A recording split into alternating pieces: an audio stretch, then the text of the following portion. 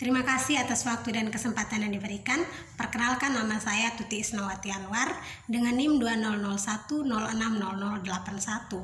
Pada kesempatan ini saya akan menjelaskan tentang teori belajar humanistik. Konsep teori belajar humanistik yaitu konsep memanusiakan manusia, di mana seorang individu diharapkan dapat mengaktualisasikan diri. Artinya, manusia dapat menggali kemampuannya sendiri untuk diterapkan dalam lingkungan. Proses belajar humanistik memusatkan perhatian kepada diri peserta didik, sehingga menitik beratkan kepada kebebasan individu. Teori humanistik menekankan kognitif dan afektif, memengaruhi proses. Kognitif adalah aspek penguasaan ilmu pengetahuan, sedangkan afektif adalah aspek sikap yang keduanya perlu dikembangkan dalam membangun individu. Belajar dianggap berhasil jika si pelajar memahami lingkungan dan dirinya sendiri. Hal yang paling penting lagi dalam proses pembelajaran humanistik ialah adanya motivasi yang diberikan agar peserta didik dapat terus menjalani pembelajaran dengan baik. Motivasi dapat berasal dari dalam, yaitu berasal dari dalam diri, ataupun maupun dari luar seperti guru sebagai fasilitator. Terima kasih. Dalam teori humanistik ada karakteristiknya. Nah, ada 7 karakteristik dalam teori humanistik. Yang pertama itu mementingkan manusia sebagai pribadi. Mementingkan manusia sebagai pribadi ini, misalnya dalam bermasyarakat itu, dia lebih mementingkan kepentingan sendiri ketimbang kepentingan bersama. Misalnya dalam berorganisasi, dia tidak ikut partisipasi dalam organisasi karena hanya ingin mementingkan kepentingannya sendiri.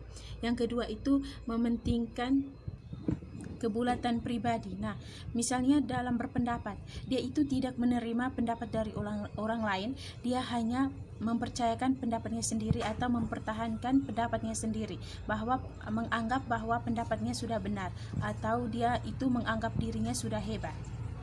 Yang ketiga itu mementingkan peranan kognitif dan efektif. Yang itu kognitif adalah aktivitas mental yang berhubungan dengan persepsi, pikiran, ingatan, dan juga mengelola informasi yang memungkinkan seseorang itu memperoleh pengetahuan. Sedangkan efektif adalah penilaian pada seseorang. Efektif itu penilaian kemampuan pada seseorang dilihat dari sikap dan nilai sosial yang diterapkan dalam kegiatan di sekolah. Contohnya dalam proses belajar mengajar. Nah, siswa ini dia mampu memahami dalam proses belajar mengajar. Yang keempat itu mengutamakan terjadinya aktualisasi diri dan self concept. Aktualisasi diri itu merupakan keinginan seseorang untuk menggunakan semua kemampuan dirinya untuk mencapai apapun yang dia mau dan dia bisa, atau biasa disebut dengan seseorang melakukan segala sesuatu itu dengan semampunya saja atau sebisanya saja. Sedangkan self concept atau konsep diri itu bagaimana seseorang mempersepsikan tingkah laku, kemampuan maupun karakteristik diri sendiri. Yang kelima itu mementingkan persepsual subjektif yang dimiliki setiap individu. Nah, di sini persepsual itu merupakan proses perkenalan seseorang terhadap lingkungan dengan gayanya sendiri. Nah, perkembangan persepsual ini memiliki aspek luar, yaitu seperti aspek lingkungan dan juga bagaimana cara pergaulannya dengan teman-teman. Dan yang berikutnya itu mementingkan kemampuan untuk menentukan bentuk tingkah laku sendiri. Nah, di sini seseorang itu melakukan segala sesuatu itu dengan keinginan sendiri tanpa mengikuti aturan. Hanya semaunya saja, dia mau buat apa saja, yang penting dia melakukan segala sesuatu itu dengan keinginan saja. Dan yang terakhir itu mengutamakan pengetahuan atau pemahaman. Nah, di sini itu misalnya dalam siswa itu dia dalam sekolah itu dia hanya ingin memahami, dia hanya ingin mengutamakan pengetahuan ataupun memahami ketimbang dia itu mengikuti segala kegiatan yang ada di sekolah. Prinsip teori humanistik. Yang pertama, manusia memiliki kemampuan alami untuk belajar. Di sini, Tuhan sudah memberikan manusia akal budi. Dengan begitu, manusia diberi kemampuan untuk mengelola akal budi tersebut untuk mendapatkan pengetahuan. Yang kedua, belajar menjadi signifikan apabila yang dipelajari memiliki relevansi dengan keperluan mereka. Di sini belajar menjadi suatu kebutuhan atau keperluan jika sama dengan kebutuhan atau keperluan manusia. Yang ketiga, belajar juga menyangkut dengan perubahan yang di dalam persepsi mengenai diri manusia. Yang berikutnya, tugas belajar dapat diterima apabila ancaman dari luar semakin kecil.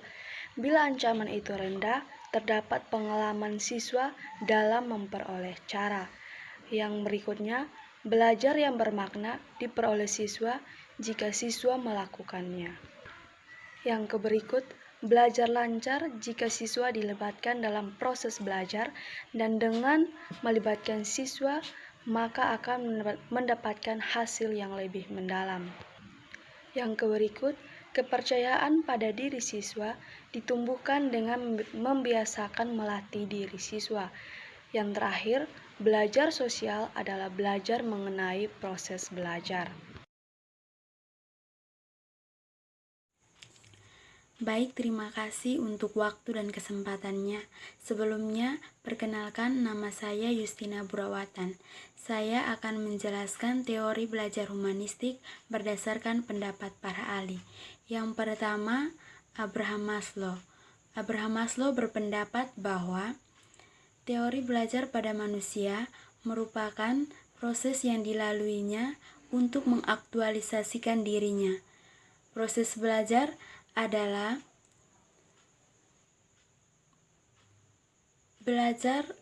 proses untuk mengerti sekaligus memahami siapa diri kita sendiri, bagaimana kita menjadi diri kita sendiri, sampai potensi apa yang ada pada diri kita untuk kita kembangkan ke arah tertentu.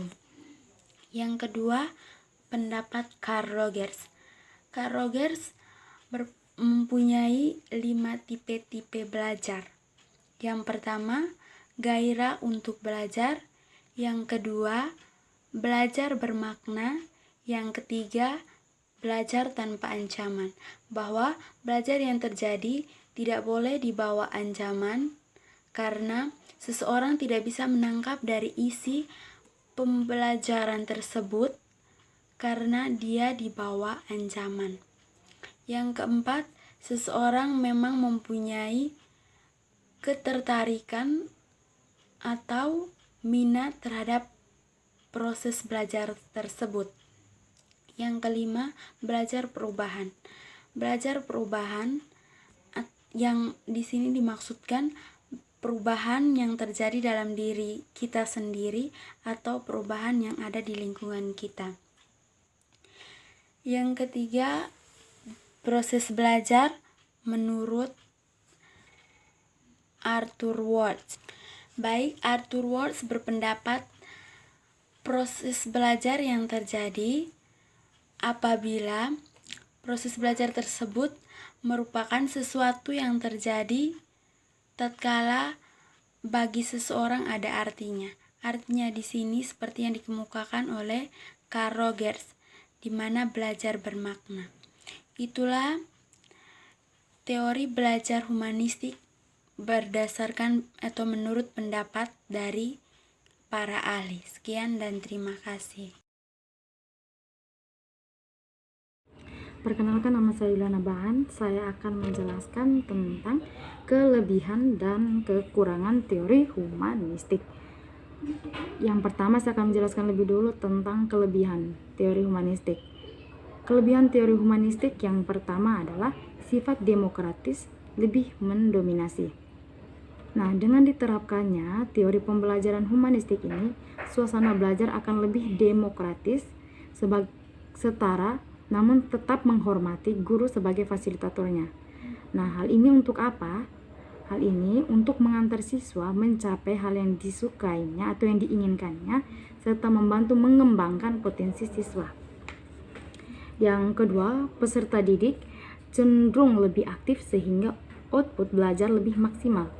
Teori humanistik kedua ini adalah peran peserta didik yang lebih dominan daripada pendahulunya, di mana guru sebagai pusat pembelajarannya dan memaksa siswa untuk menerima semua pelajaran yang bahkan tidak disukainya.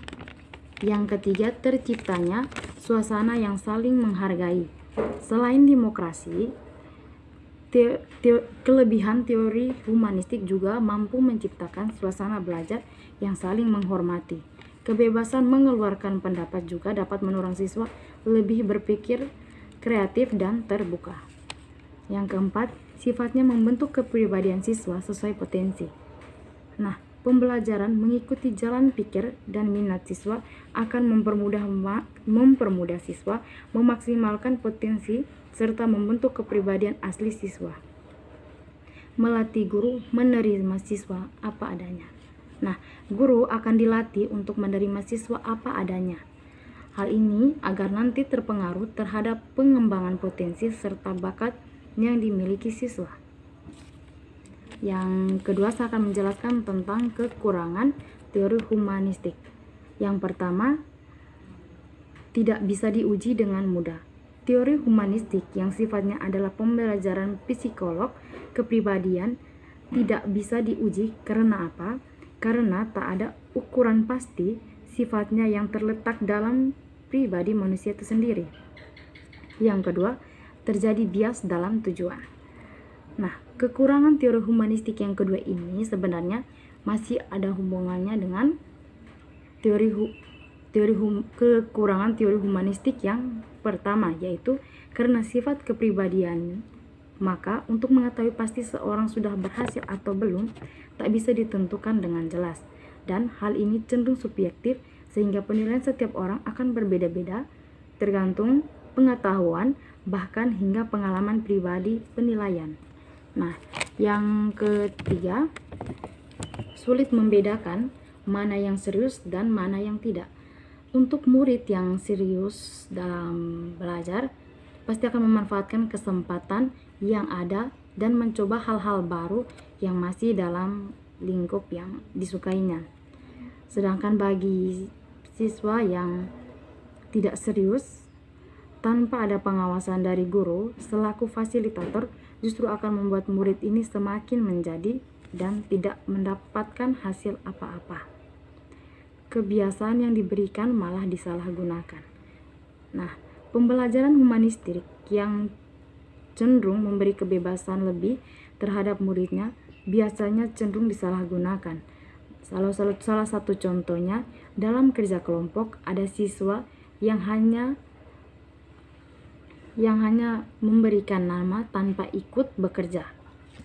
Terima kasih. Sudah berhasil atau belum tak bisa ditentukan dengan jelas, dan hal ini cenderung subjektif sehingga penilaian setiap orang akan berbeda-beda tergantung pengetahuan bahkan hingga pengalaman pribadi penilaian.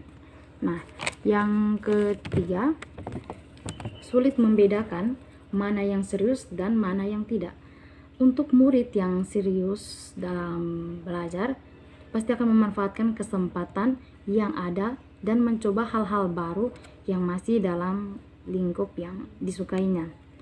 Sedangkan bagi siswa yang tidak serius, tanpa ada pengawasan dari guru selaku fasilitator, justru akan membuat murid ini semakin menjadi dan tidak mendapatkan hasil apa-apa. Kebiasaan yang diberikan malah disalahgunakan. Nah, pembelajaran humanistik yang cenderung memberi kebebasan lebih terhadap muridnya biasanya cenderung disalahgunakan. Salah satu contohnya, dalam kerja kelompok ada siswa yang hanya memberikan nama tanpa ikut bekerja. Terima kasih.